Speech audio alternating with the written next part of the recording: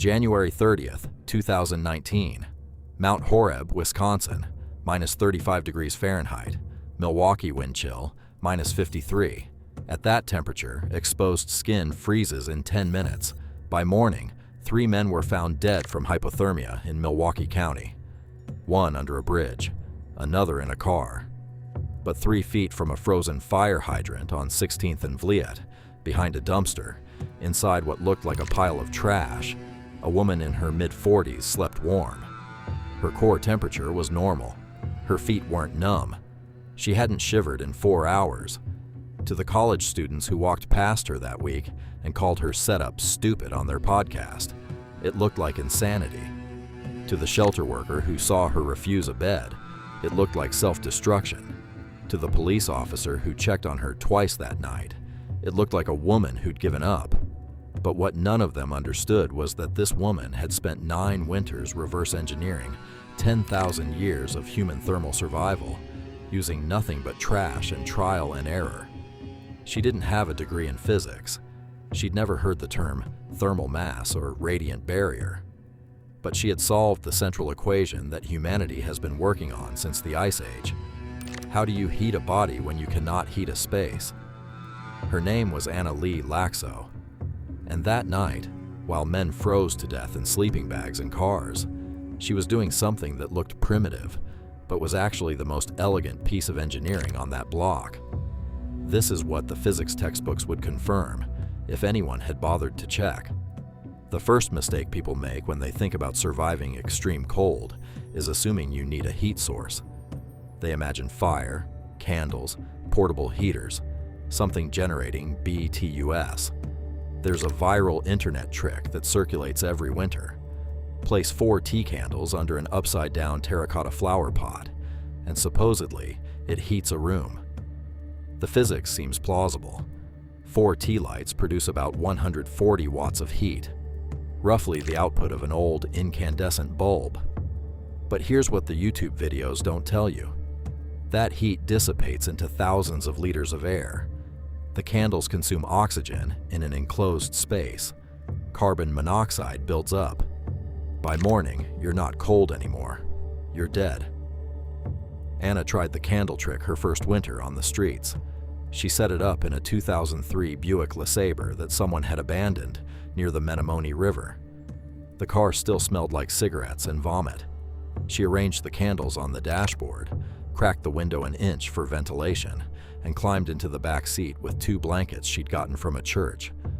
By 2 in the morning, she had a headache so severe she couldn't focus her eyes. She stumbled out into single-digit air and vomited next to the front tire.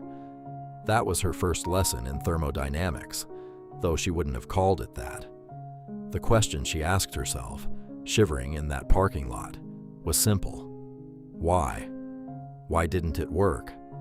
She didn't know the science, but she knew the result. And that difference between understanding why something fails and simply noticing that it fails, that's the difference between dying and surviving 9 winters.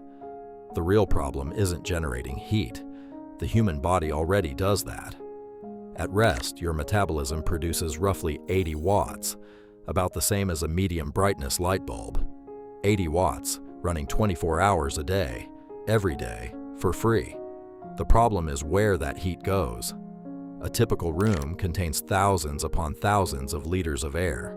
A human body, 75 liters. The ratio is hundreds to 1. Every calorie you spend warming the empty air around you is a calorie that didn't warm the only object that matters, you. Anna's second winter, she learned about the ground. She'd been sleeping on flattened cardboard behind a laundromat, and one night she ran out of boxes. She slept directly on the concrete. By morning, she was hypothermic, shaking so hard she couldn't stand. Her lips blue, her thinking slow and confused. A woman from Street Angels found her and got her to an emergency room. The doctor told her she was lucky.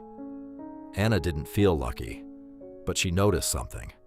The night on concrete was colder than any night she'd spent on cardboard, even when the air temperature was the same. She didn't know the physics term for it, conduction versus convection, but she understood the principle, Cold concrete pulls heat out of your body 25 times faster than cold air does. You lose more heat lying on frozen ground for 8 hours than you lose standing in freezing wind for 1. The ground is the enemy. So she started building platforms, layers of cardboard, stacked 6 deep, sometimes 8. Corrugated cardboard has an insulation value of roughly 3 per inch, better than some commercial foam. She didn't know that. She just knew. More cardboard, warmer sleep. By her 3rd winter, she'd added Mylar emergency blankets, the crinkly silver kind that space agencies developed in the 1960s to reflect infrared radiation. She found them in dumpsters behind sporting goods stores, still in their packaging, discarded because the plastic had torn. She wrapped herself in them. The Mylar reflected her own body heat back at her. Most of the radiant heat bounced back to the source. And here's what makes this remarkable. She was recreating what the Inuit had done with igloos for thousands of years, what Mongolian herders used with felt-lined gurs, what Japanese families survived winters under kotatsu tables using, body heat and trapped air. She didn't know any of that history. She just knew what worked. By 2019, her 9th winter, she'd built what she called her cocoon, cardboard platform on the bottom, Mylar layer against her skin, newspaper stuffed into garbage bags for dead air pockets, a plastic tarp on the outside to block wind, and inside her coat, against her core, 2 pairs of disposable hand warmers. Those little pouches you buy at gas stations. Inside each one, iron powder, salt, charcoal, vermiculite. When exposed to oxygen, iron oxidizes, rusts. The same chemistry as a nail decaying on a fence, only accelerated. Each pair produces about 50 watts for 8 hours. Do the math. Body heat, 80 watts. Hand warmers, 50 watts. Total, 130 watts, concentrated in 75 liters instead of dispersed across thousands. At that ratio, thermodynamics becomes survivable. The night of the polar vortex, when the temperature hit -22 and the wind chill dropped to -53, Anna's cocoon maintained an interior temperature around 73 degrees, not because she'd generated more heat, because she'd stopped wasting it. She didn't know she was independently discovering the same vapor barrier technique that Antarctic explorers used to prevent moisture from saturating insulation. She just figured out that wrapping herself in plastic bags kept the dampness out. She just knew what worked. And she taught it to others. A woman named Darla, who'd been sleeping in doorways. A young man named Raphael, who'd been kicked out by his family. Another woman, Ashley, who was 7 months pregnant and terrified of shelters. Anna showed them the cardboard platform, the Mylar layer, the hand warmers against the core. Ashley's baby was born healthy in March. That's not luck. That's engineering. Because here's what most people don't understand about freezing to death. It's not the people sleeping in tents who die. It's not the people with the visible setups, the ones who look prepared. It's the ones in cars, the ones in sleeping bags on bare ground, the ones who think they have shelter but don't understand heat loss. Every winter in Wisconsin, people freeze to death inside structures, inside vehicles, because they're losing heat faster than they're producing it, and they don't know why. Anna knew why. She tested it, failed at it, rebuilt it. 9 winters of trial and error, each one adding another layer of understanding. But here's the part that haunts the story. The winter after the polar vortex was the warmest on record. Milwaukee hit 77 degrees in February. Then the winter after that swung back. Blizzards, ice storms, temperature swings of 60 degrees in 3 days. Climate chaos making winters not colder, not warmer, but unpredictable.